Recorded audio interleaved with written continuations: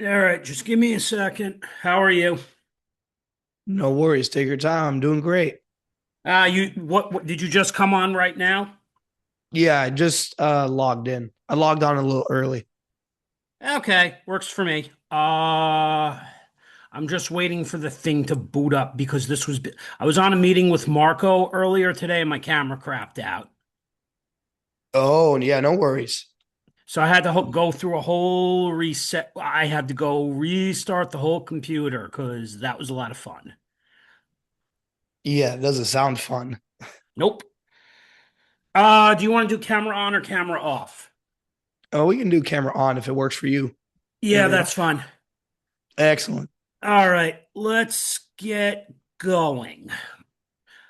All right, so we'll do about four, I have it set for 60. We can go to about 35, 40. It's up, we'll see where it goes. All right. Sounds good to me. All right, everybody. Welcome to Autism Experience Podcast. Today, we're going to learn more about money. We're going to learn more about investments and real estate. And we have a young, ambitious business owner on today who I've had the pleasure of being in Save the Chat with. This is Michael. And he's also like our last guest, Julia. They are the new generation of college graduates, Gen Z. So, how you doing today? Benjamin, it's always a pleasure. It's great to be on here. And I've had the same pleasure of meeting you on Linda Holtz's Save the Chat. And since this is recorded, I highly recommend you connect with Linda Holtz on LinkedIn and Facebook. And I personally haven't been on there in a long while because I've been just so busy with trying to get this business, organized and under wraps. But great community of people. And that's how we make connections like this. But yeah, great to be here, my friend. Yep. So this is a little like chess with investors. If you've ever been on Dan's podcast, we Yep. don't actually play chess, but it's kind of basic format. You'll get a couple basic questions, and then we kind of just see where it goes as a whole. So, first Perfect. question: Who do you help professionally? That's a great question. I love that question. So, who do I help professionally? A lot of people would think at my age of 20 years old would assume I'm trying to help my generation, those similar to me. Yes and no. I like to help people like my mother, those that are in the W 2. Well, she's no longer in the So W before 2. we actually get to your mother, I'd be interested to know, is this because you hate your generation or you just don't feel that they're all necessarily there to understand investing? Great question. I could go about this for 10 hours. It's not the fact that, I hate my generation. I think most of them are deplorable, but, I don't think they're truly aware and I don't think it's their fault. I mean, the education system doesn't teach what you and I know, which is all these different facets of investing. Like, for example, multifamily Ironically rates enough, over they said the same shit about my generation also. the, yeah. I mean, it's just going to pass on from generation to Oh, generation. it definitely, because now you got Alpha after you guys, who are the kids of people my age, and the oldest and the youngest of Gen X. Of course, it's going to pass on because I don't think it's Oh, so. yeah. Before we let you go on, I'm going to say something to you, and I'm going to let you decide how you feel about this. I don't think we should. I realize when you said it's the education system's fault, I know who you got that from. Rich dad, poor dad. I mean, it's literally right behind me right there. Yeah. Yep. But I the interviewed the man idea of himself. somebody blaming the education system, the first education system at home, the first teachers in our life are mom and dad. If mom and dad Amen. don't teach you about that stuff, now you have to go outside and seek somebody if you're in, no matter what you're interested in. So, Yeah. if you are interested in getting into the media, you would go seek out a mentor to get into the media. If your aspiration, like your case, was real estate, you'll go to different events or you'll go to where those are. If your idea is to go to the 9 to 5, then you go to the then you find people, that congregate within the 9 to 5. So it's Right. not so much the education system, it starts with our parents first.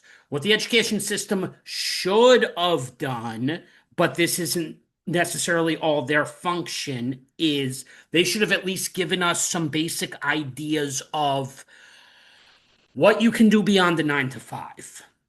Oh, I agree. And, that's a good point. I mean, our parents should have taught us, but then again, they didn't know because their Well, parents they didn't didn't know know that they because didn't let's teach go it. back and review a little bit of American history. Where did all this start? Well, I mean, the education system was built because they wanted more factory workers. And John David Rockefeller. yeah, he wanted a nation of workers, not thinkers. Exactly, because the nation of thinkers was only meant for people like him who started businesses. Exactly. Exactly. So he did want a nation of workers, but he did also, on some level, father into different industries with kind of different ideas. But that's where the education system kind of really gets its start because he donated a lot of money to ensure that people were working in factories. In his case, it was not just factories, it was oil fields. Yep. Even Henry Ford had the same philosophy. Someone asked him, how do you make, how do you do all this? How do you make all your money? He's like, well, if I told you, I would have no workers in my factory. And it was like, whoa. Like when I read that We quote, got it the spoke for weekend due to itself. Henry Ford. So while I could go off and say Henry Ford is historically anti-Semitic, which was actually proven, but beyond that, the 2 day weekend was credited to him, but really it was for a completely screwed up reason. And what was the reason? So he could sell more automobiles. Yep. It's these things in history that seem so obscure and so ineffective that actually play a lot into the modern day life. And like, for example, the education system, what we've been taught, what our parents have been taught, and what the future is going to bring. I mean, it's just going to keep rolling on to the next generation. So it's kind I'm of like our working in duties to kind of home prevent it from care happening. right now, just, because I came out of the unemployment phase. And interestingly enough, I'm working with a patient who's 90 years old, who's lived a really long time, similar to a cousin of mine. Got to realize something. I don't know how old your grandparents were, but my mom's grandparents were from the 1920s. So they saw a lot of history throughout their time.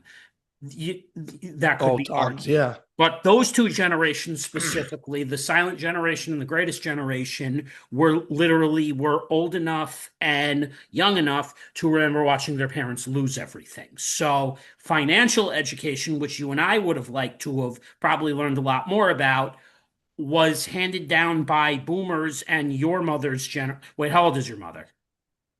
She's Gen X. Gen X. Okay, so she's mid 50s. Yeah, roughly. Yeah. Yeah, so I don't know how old her parents were, if she had boomer parents since you guys immigrated from Portugal, but we'll get into that in a moment. Uh, who do you help professionally? Okay, how can people find you in the audience? Great question. So, if you want to find out, who am I, what do I do, what my company is, it's literally my banner right there, everforwardcapitalpartners.com. You can go to our contact page. You can schedule a call with us. Feel free to follow us on social media like Facebook, Instagram, LinkedIn as well. We have various other social media platforms there too.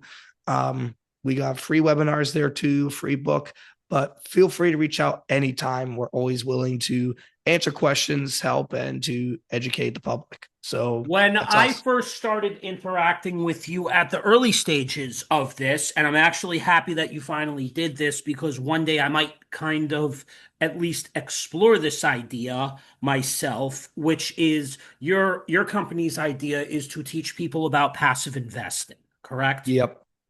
So how good on financial literacy do you think you would have to be to invest in something like this? What would you say would be the level that one of our audience members should probably be at in their life to do something like this? That's a great question. So, kind of ties back a little bit to me. When I first started this, I was 17. I had zero financial literacy. I mean, I could care less about it. But the thing is, you actually don't need a lot of financial literacy to get into an industry like this. Why? because if you lean on a good team and if you lean on great mentors, you could ask them tons of questions like, what does this mean? How does this compare to something like 401k or a self-directed IRA or a CD account? And they will teach you about it. Now, mind you, it's a good team, a good mentor. I prefer a great team or a great mentor, but essentially, you don't need a huge finance background to get into something like this. Self-education is where it's at, like YouTube University. Like, for example, what is multifamily real estate? What is passive real estate investing? How do I invest in apartment complexes? Um, People start usually like buying a house and renting it. Like literally, it's that simple, and then they just Funny keep enough, scaling up. as you mentioned that, among some of our close connections, Miss Linda, Dan, a woman who I also interact with by the name of Kay. They have all piqued my interest, including the person I was on with today on a short Google Meet, who's also going to be coming to my podcast, Mr. Marco. We've all actually discussed the idea of Benjamin eventually working toward becoming an operator first. It's not, I would consider something like what you're doing, but in terms of syndication would like to assume that I already have the money available to me to be able to invest up front. And some of the stories that I have heard about syndication are not necessarily good, but I Oh know yeah, you would probably say you got to do your research first is the most important thing. But among the stories that I've seen, especially on the LinkedIn network, are from some people who are saying your money gets locked away. That's the downside to it. And it's not yeah. that I think operating is any better. There's an advantage to operating. In a down market, if you're an operator, you can refinance. Mm-hmm. Absolutely. Now to kind of touch upon that, there's two schools of thought or two ways you can go about syndications. Like, for example, you can go the passive end and you can go the active end. So if you don't have any capital to, invest with, when I first started out with my mother, we didn't have any capital to invest passively. So you can go down the passive route if you have the funds available. That's if you want to. But to really get into the nitty gritty of the business, then you can go active. You don't have to necessarily invest money. You'll have partners on the team that invest money that have skin in the game, like, for example, the key principal or loan guarantor, the GP team. Um, but yeah, it's one of the easiest ways too. Both of them are easy to get into real estate. One is the active end where you find the deal, you bring money to the table by raising capital, and you build the team around it. Or go the passive route if you have funds that are ready, where you're like, okay, I just left my job and going to a new one. I have a 401k or an orphan 401k. How can I transition that to start making money for me? So there's a lot of different avenues that you can go through. And kind of segueing into what you were talking about, the negativity of syndications. Absolutely. There's tons of negativity out there. And it's all Right. And becoming, some of the I've been through a couple groups and I've heard the stories and they are cringe. I'm not going to say I necessarily agree or disagree. I think what you're doing, which is passive active investing and syndication, is an interesting idea. It would need to be done in the right circumstances. Why I think oh, yeah. operating would be better for me, whether it's purchasing a multifamily property or a single family property, is because at least for me starting out, as you mentioned, renting a house out. Yep. Exactly. That the cash flow is pretty much available to you after taxes. Now, don't get me wrong. The market I live in is a very wanted, expensive market, and I'm going to tell you a little something interesting because I know a lot of investors bitch about the market that I live in. They also leave something very major out, especially for people who are from the New York area. New York is what we call not a landlord friendly state. It's a tenant friendly Yep. state. However, I will point you in doing some research. New York considers the tenant. tenant. They don't always protect the tenant because the tenant isn't always right, but they at least like to hear both sides. Whereas in a state like yours, I'm assuming this is a landlord-friendly state, correct? It very much is. Yeah. So New York at least gives the tenant rights, gives the tenant a Mhm. longer eviction period, but they also at least try to hear the tenant out and then make a decision from there on who to side with. From what I have mostly seen, generally the landlord still ends up winning in the state. Interesting. It's things like that, for example, you're in excuse me, New York State. For me, I'm not, but it's those little intricacies that on a broad scale, we think like, for Because there are two example, markets that operate within New York. There's New York State, the and then there's governor New York City. upstate, and then there's New York City. So all the Exactly. investors complaining are complaining because of New York City. Right. Which doesn't factor in the rest of the whole state, which is massive. And, Not it's only these little, massive, I'm going to let you in on a little secret. Most of the rest of New York doesn't actually govern or think like New York City. You come out to that's Westchester true. County, Westchester County is split into two areas. And everything north of Briarcliff Manor, they tend to they tend to live and think a lot more conservatively with things. When you go further down to where I live, you end up more closer to New York City. That's where you'll get more of the modern stuff, like more of the buildings which are tenant friendly. Yep. And it's interesting though, because a lot of people would assume that, okay, it's a tenant friendly state. I don't want to do that. But what you said there was important. And that's what, comes into due diligence and market research to say they want to hear both sides of the story. They're not exactly favoring one side. They want to hear both parties. And, every state might be I different. do think in states like yours, they should at least hear the tenant out, as well. But unfortunately, because I'm not a lawmaker in the local government, in the local or state government, Yeah. my opinion doesn't matter. Right. But to go back to the point though, it's interesting because, everyone assumes, okay, it's, tenant friendly, I'm not gonna deal with that.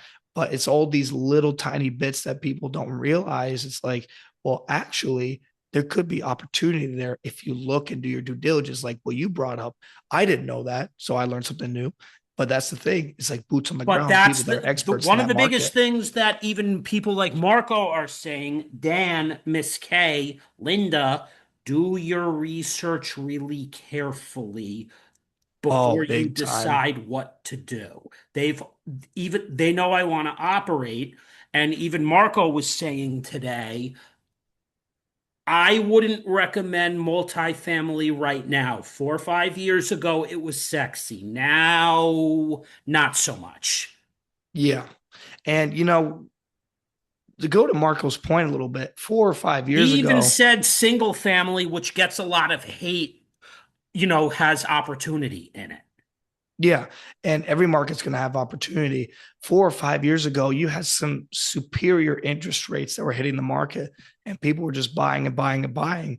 The podcast I was on previously, I was talking with the host, and we were talking about interest rates, and it was because you had a lot of operators that were just buying these deals because these loan rates and these interest rates were just absolutely phenomenal. But nowadays, now they're coming to market and that these loans are maturing, you had a lot of deals and have a lot of deals right now that are suffering. And I always pontificate this, the best time to get in real estate was yesterday, whether it's multifamily, self storage, industrial, commercial, it doesn't matter. Well, I would agree with that. The thing with me right now is unfortunately because I don't have that type of an income just yet, I will at least be doing research, but be bringing several people on from the industry and doing my diligence and learning right now Oh, because absolutely. eventually, as I'm building a couple project businesses with a few different people. One of them, I'm going to say it to your audience as well as my audience, is my mentor, Dan, and I, who I've known now for 5 years. And this is the guy who's been on top of me to continue doing the podcast this year. We launched a partner accountability service. If you are familiar with partner accountability, what it basically is The example Dan used when we were doing live streams was this. Most executives making 4 or 5 figures will hire an accountability partner, not necessarily a coach. And what the accountability partner does is he holds you to your goals, whatever they were for the first or second quarter. He'll meet That's with you important. once a week or, for like 4 weeks was Dan's designed idea. And I would ask questions like, what did you do X, Y, and Z last week? So I have a client right now who I went to high school with, and me and him are starting a think tank together, which is going to tail directly to my own podcast and interest. This is Autism Experience Podcast. So on Autism Experience Podcast, we advocate for people who are on the autism spectrum. I'm not just bringing somebody like you yourself here so that you can just, educate us on money. It's also good for your audience. It's also good for my audience to learn from somebody like you. What can I be doing as an adult with my money? If I don't want to buy real estate, are there ways I Absolutely. can make the money work for me? Because Hmm. I believe as an autistic adult, we should have options. Oh, The I agree. options should not just be, hey, you should work the corporate 9 to 5. I don't, as Marco Yeah, and I no, spoke about today, even though I'm in home care right now, Marco said, don't be ashamed you're working right now. That's the important thing. I'm like, of course I agree with you. I don't like yeah, saying home care but it was available at the time absolutely. with how And stupid and dangerous this job market is right now. oh my gosh, I'm it's sure you've not seen all the same favorable. posts I do from like a lot of these career and business coaches. So part of me and Dan's motivation is we're both seeking similar to same types of clients. My client right now from high school, in the last month and a half, I finally learned some things about him and started finally being able to see some progress in him in terms of holding him accountable. When I asked him to get stuff done from the previous week and he would say he forgets, he basically just says, "Yeah, I completely forgot." I'm like, "Okay, so since you forgot, what was the reason?" The re his two stated reasons were, "I'm very disorganized." Those are legitimate reasons. You Oh, got to they be are organized. legitimate reasons. And he Yeah. even admitted yesterday on session, I'm not very organized. So I gave him an offer. Why don't I come over to your room one of these days so we can see what it looks like? Because this was something I struggled with for a long time. Doing the podcast taught me organization. Oh yeah, big time. That'll teach you within a day. Um, And I've been how to doing this organize for four files, years. scripts, and guests. It's just whoa. Like if you have it disorganized, you can't run it. So organization is a huge part whether it comes to professionally or personally. So yeah, good on you for that, and providing that value and seeing that because that's the important thing when it comes to partnerships or accountability. Doesn't matter if you can see that there's a problem and you know that there's a solution. You say, hey, here's my solution that might be able to help you. If you act on it, then you're providing value and value will be received back in payment. Maybe not in like currency, but it'll just be the law of reciprocity. It'll come back to Well, I you. can tell you one thing that came out about it, and I think this will eventually connect me to finally being able to invest. Yesterday, he and I were discussing 2 companies he once worked for. One of them is called Fortster, which is an energy hedge fund here in New York that invests across several industries. He was an analyst there, and since I have a data science and machine learning certification, they have he would talk to them and see, what he did ask this, would you be open to an internship if they came back and said, "Can he intern?" I'm like, no, but yes, I'm open at this point. And I'm open from this point only because of the fact that I'm working in home care. But I also realize at the age that I am now, which is 40, that it's not, I have to start somewhere. It's that in the long run, this will probably start to address not just job opportunities, but it's learning a whole new industry. So Absolutely. I can't just sit there and reject and say no because I'm realizing now, hey, guess what? You're not a kid anymore. I don't have Yeah. your age. I don't have your perfect age range where, 17 to 20 years old, I'm learning from people. I can make mistakes. And now 20 years old, I can start a business. But luckily at 20 years old, I can still learn from it, because I'm that young in your case. You're the one with time. I do have time, which is very important. I am young, but I don't have your years of young on me. Yeah. So unfortunately, everything I do has to be much more careful. Very much. And unfortunately, that's a sad reality of a lot of people that get into this industry is, I'm that one strange anomaly, the 20-year-old. Time is very much on my side.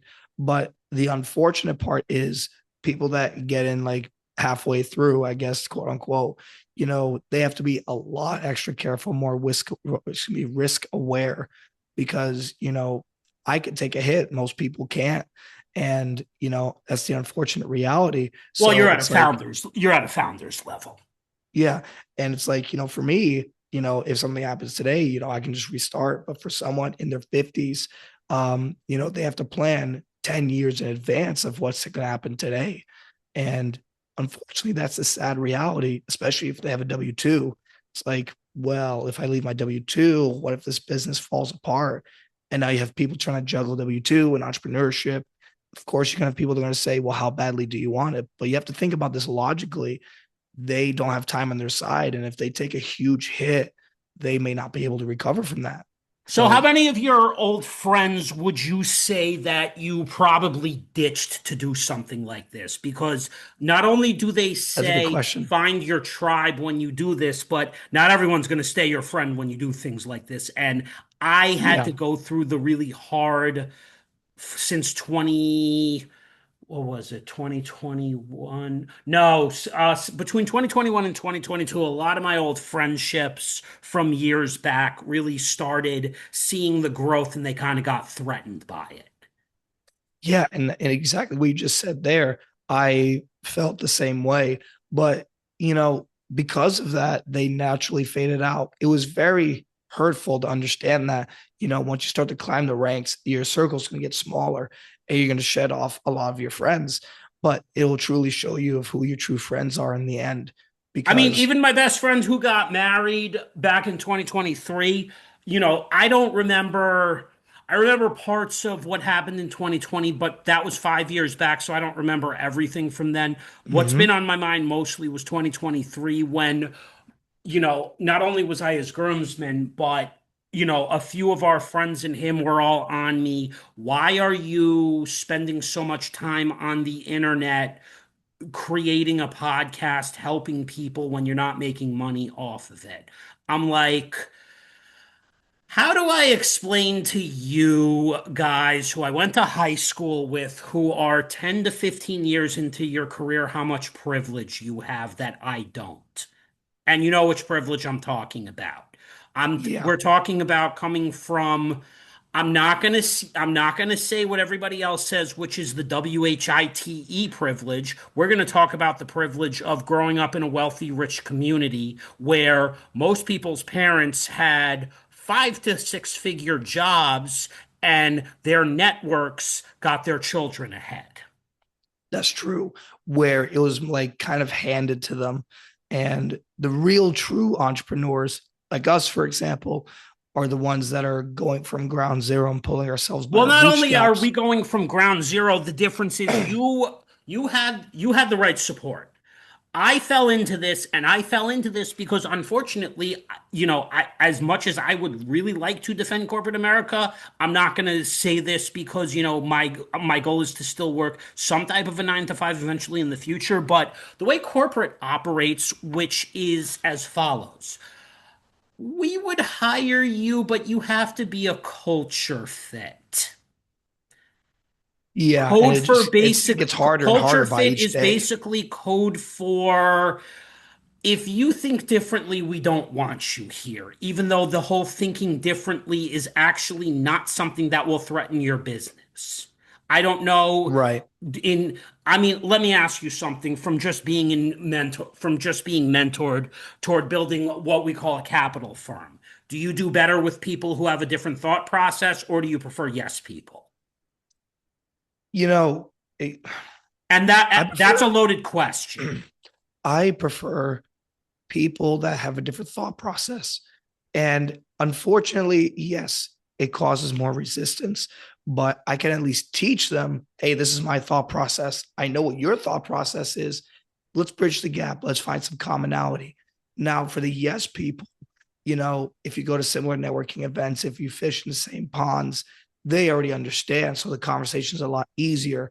But e, I prefer people with a different thought process because they might be so Right, fixed. because we understand something in real estate. It's not that Exactly. and I even picked up on this.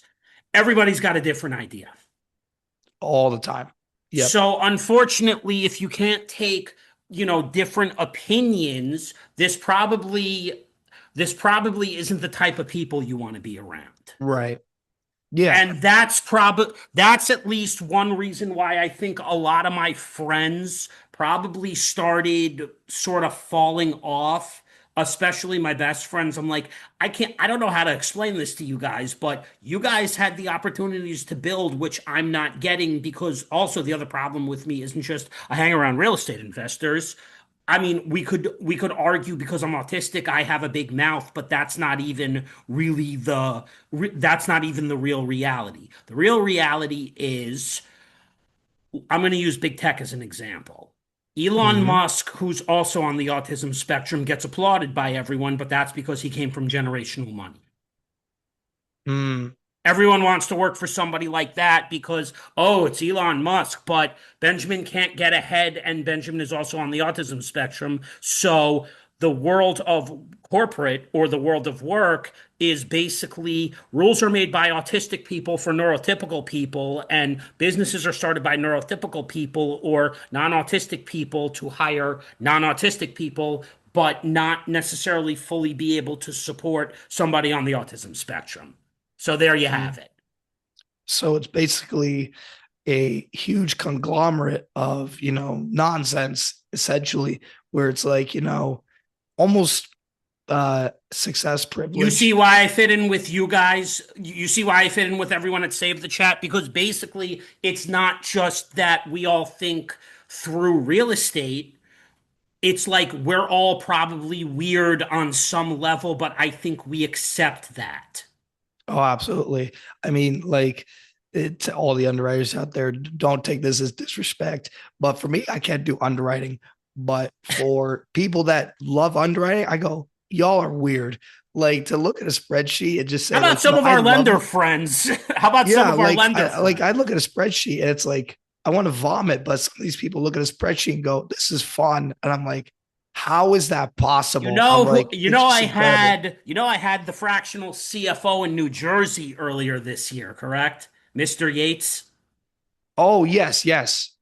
Yes, and the joke me, him, and Dan always go with is he's a freak in the sheets. Oh, I've heard that before, and I heard that The through the. joke is because he's that detailed with a Microsoft Excel spreadsheet. I don't know how people do it. I do not. It's like I'll let Claude or Because Ryan ChatGPT do it. I just can't because do it. Ryan's not only been a CFO for many years, I think he just became it took practice probably. Oh, 100%.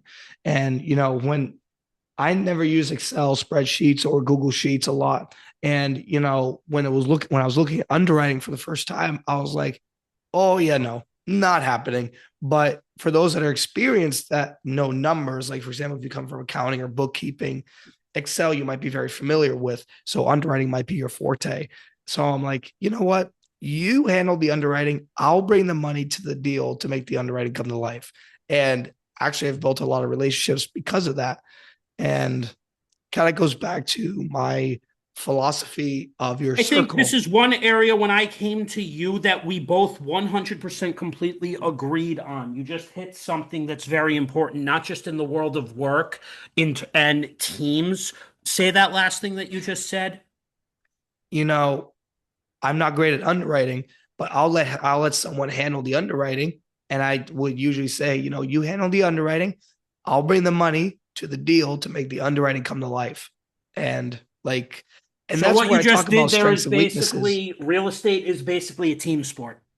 Oh, all day long. It's so relationship based. It's unbelievable. And that's why I love this Relationships, industry. that's the one. You just touched on something that I think most people, the career coaches on LinkedIn like to tell you that you need to build relationships with so and so. Yet, I'm sitting here like you're telling these people to go DM the recruiter. I'm sitting here posting saying, "Hey, just come to save the chat. You'll actually meet a real person."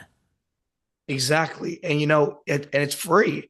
It's literally free and there's no Yeah, it's upsell. literally free. You're not going to get ignored by a recruiter you're not going to get ignored Yeah, by the recruiter, and you're not going to get ghosted by the hiring manager, because honestly, we have a friend who lives out in Colorado who I've hit up before for Zillow, you know, referrals, and he's willing to do it for me. Obviously, I probably could get hired in the right circumstances if the right role came up with the right experience, but this is the whole thing. Even with my friend John, who's also my client, the point is this is relationship building, and we're talking real relationship building, not utilizing LinkedIn to try to get into like project manager groups.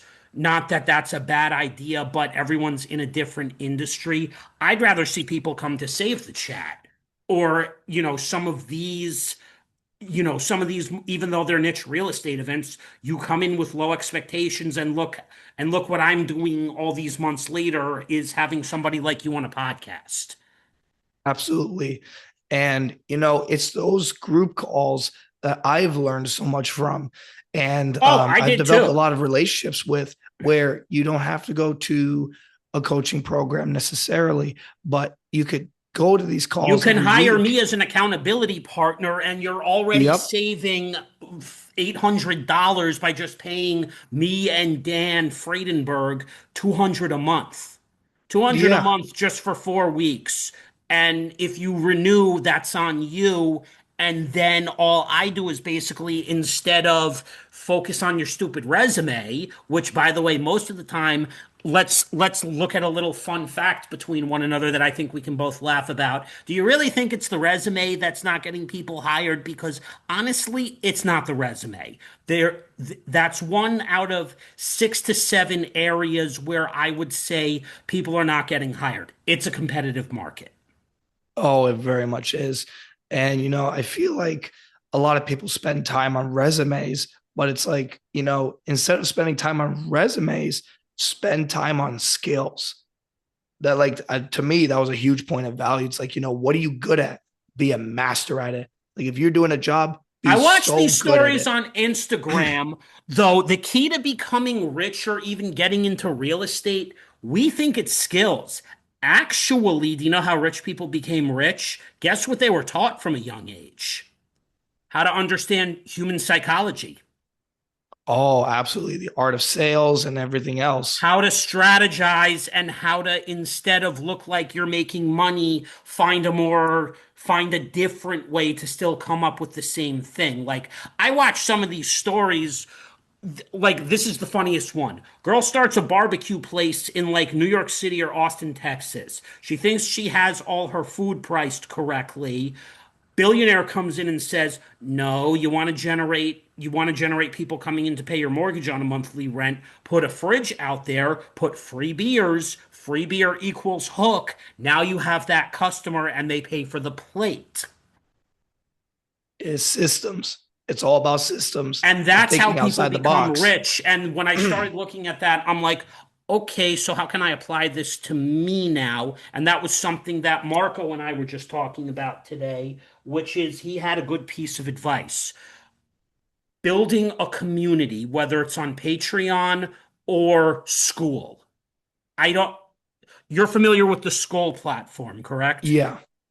He brought up one of the biggest names to me today. He's like, you know who Hormozy is, right? I'm like, Yes, but I've never actually taken anything with them. I'm aware of who they are because they're talked about on the LinkedIn platform a lot by other people who've taken them.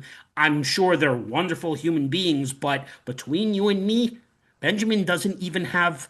Benjamin only had 4,500 available to him last year to get mentored by Chris Harone, who was a Wall Street guy and a hedge fund guy. And he also has Dan, who has re-mentored him and gotten him into being able to do more things now with the podcast and accountability. So, do I need to go spend thousands of dollars on coaching? Nope. No, not at all. In And fact, even Chris Harone and I actually made a podcast episode, and we were just talking last Saturday because I have like three payments left with him. He told me this now that, now that I've paid for a large majority of that mentoring at this point. Anytime you want to make a YouTube video, even after you lose my Zoom links, send me an email and we'll set something up because I want to help you get that YouTube channel monetized. yeah. And, it's not the fact that, people always say, like, oh, I wish I could get mentored by this person. I'm going to switch my camera a little bit. Right there is all the books that I've read, and they're from different mentors where it's like, well, I can't connect with Dave Lindahl on a personal level, but I can read his books. I can't connect with Tony Robbins, but I can read his books. I can't connect with Jocko Willink, but I can read his books. So you're not exactly getting a full mentor Jocko, package, but you I can learn quite a respect bit. Jocko, but there's parts of his personality that I do not like. I agree with him that we should be accountable to. I agree with his books. I agree with, the way he puts together his ideology. What I'm going to refer to you, and I think you'll understand this, is I doubt you've met him, but as a public speaker and a media personality, there are things about some of these people that I don't like. But I will read their books because the most important thing in how they got famous is not only was it book writing, like who you got to meet, you got to meet you got to meet Robert Kiyosaki for Christ's sake. Yeah. I mean, that was a huge opportunity for me. But yeah, I mean, you see these media personalities out there where some of their content is questionable, but the information that they have in their books I love Rich or Dad. I oh, I didn't like love that I too. don't I think Kiyosaki as a human being is a very interesting person, but he's also in his old age now in the last few years not only gotten really controversial, but he keeps basically forgetting that not every person in my situation, can afford to real estate invest. Mm-hmm. Unfortunately, yes. And But but it doesn't mean thankfully, that I still can't be involved in the community like I'm doing right now, which is promoting you because by the time, me and Dan get this going, the accountability and then start pulling more guests in, monetizing, our channels, money will finally start coming in and we can do more with that because, I came to save the chat. And what one of the biggest, most important things that I think I got out of it, not only separate from value, I got the ability to do research, meet real human beings, and, finally understand, okay, this is where I am right now. I can be here later on. It's just going to unfortunately take some time. yeah. But But compared to a lot of the career coaches, I feel better around you guys because honestly, I think half of what really happened last year with coming to groups like Save the Chat, you guys are all further ahead than me, but you don't judge me compared to the right. people who I grew up with who are all in 9 to 5s. They're like, why can't you get a job? I'm like, have you tried to put an application out recently with all these technology advances? Yeah. And for real estate investors like us, especially the communities like that we're a part of, we want to bring as many people as we can along with the ride. We don't want to leave anybody behind. And that's why I'm so educational relationship focused, is because the more people I can help and teach, at least from what I know and what I'm doing and with the opportunities And I'm I'm trying to sure develop. down the line you'll have something for me with your partner's firm where you can say, "Hey, I got so and so projects I can pay you. Would you be willing to come aboard?" Yeah, I know for a fact in the next coming year, 2 years, we're gonna have a lot of projects that we're gonna be overseeing. So the potential's there, the opportunities are there. So it's just now we got to capitalize on them and And not lose that's our head another trying to manage service them all. that I'm fully prepped to be doing, like Julia, who social media manages for people in real estate. I can manage social media for you guys. I can do data types of I can do project management. I'm learning how to create a website slowly. I can do things like that. Like Dan, I can basically be a service provider and an accountability partner, and there'll be plenty of use for, things that I do. Obviously, that was one of the really larger reasons why I started coming last year more often, because I realized how Linda even welcomed me into the group, saying, "You can definitely come to the investor calls." You saw what she wrote about me on her LinkedIn, right? On my Mm-hmm. page. She enjoyed having me on the investor calls because, it showed that, hey, he might not have the money right now, but he's willing to learn, and that should be recognized. Absolutely. You're willing to take action, learn early on, so that when you do have the capital and the bandwidth to take on multifamily, you now have that common ground to go, okay, now I remember this. Now it's not the unknown. There's an And organization there's a multifamily property that I was actually eyeing, that I think, when I can get the capital, it's, if not this year, early next year, because this house was put on the market last year. It's in Croton. I'll probably send you an email of this later on afterwards, but basically, it's been on sale since last March. It was priced at 235K. The actual market price was 700 to 800K, because those type of properties in my area are pretty expensive, but because it's yeah, sold through Westchester Residential Opportunities, pretty nice deal. Still on the market this year. I'm like, what is it? People are not buying a house. Is that maybe the reason? Or is there a defective issue with the property, is what I'm thinking. I haven't tried to whatchamacallit, but every week I'm checking this year. So far, it's still on the market. I'm like, I may get a chance to buy this eventually in yeah. the right circumstance. And that's a great way to get into the door of real estate investing, is even just one door. Our That friend alone will help. Kay also suggested you could join a wholesaling group and get to learn wholesalers from them. That's one idea. You could do what my son did, which was rental arbitrage. That might be another way in. You obviously know what Interesting. rental arbitrage is, right? I've heard of it. Yes. Basically Amazon arbitrage, sort of similar. I'm just using Amazon as an example for this. Not that I would whatchamacallit, but basically she gave me some ideas that I'm doing a lot of research on. Mm-hmm. And that's the most Nice. important thing, because everybody's basically seeing the same thing, even Marco, which is the kid's willing to learn. That's important. Even though most of my friends, and this goes back to our point about who you have in your circle, they all think I'm nuts. They don't. I think they got threat. I think he has a son now, so he's obviously, we're sort of communicating here and there. But this year and last year, when I started coming to Save the Chat during the unemployment phase, he and I still kind of talk here and there, but it's like not what it used to be, only because he's married and I'm not. Yeah. And the And unfortunate, the one reason why this started drifting last year is, guess what he told me? I don't think right now you should be worried about trying to buy a house unless you know how to fix it. So when he said that to me last year, I'm like, You don't get to decide that. You can suggest that, but ultimately, that's my decision. Hmm?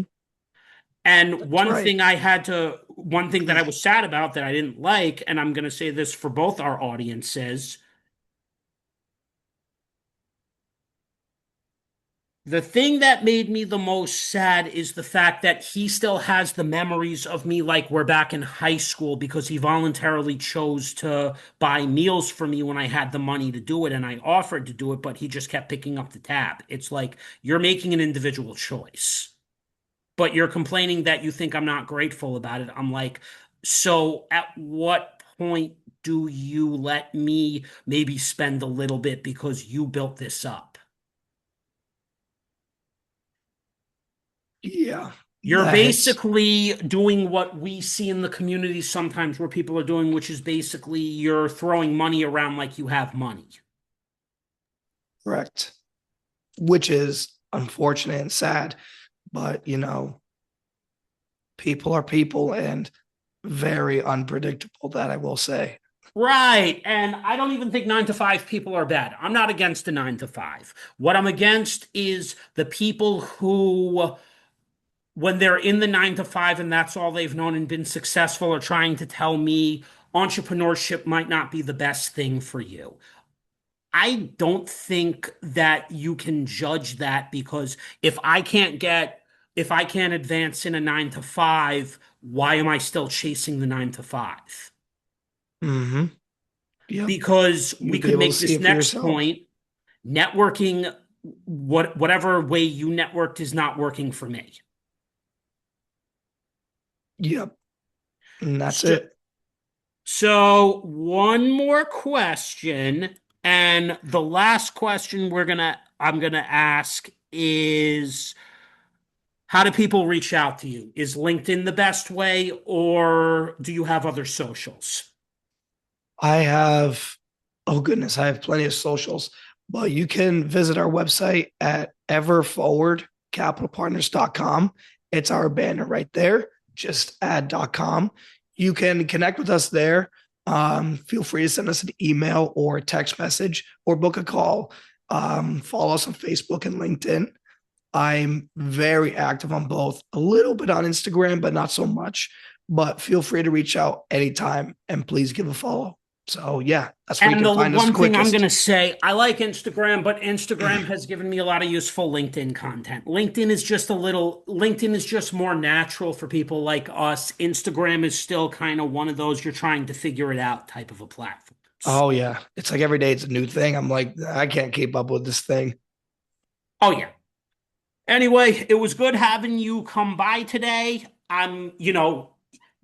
Obviously we covered a little more real estate because you are very young and you're you can't really tell a story the way Dan can. That's not a bad thing because I think what's appealing about you for my audience isn't just the youth, is you're ambitious. That's the most important thing that gets you ahead in Yeah. doing things like this. So it was great having you and we'll catch up again soon. Benjamin, it was a pleasure. Take care, my friend. Yep, you too. Bye. All right, bye.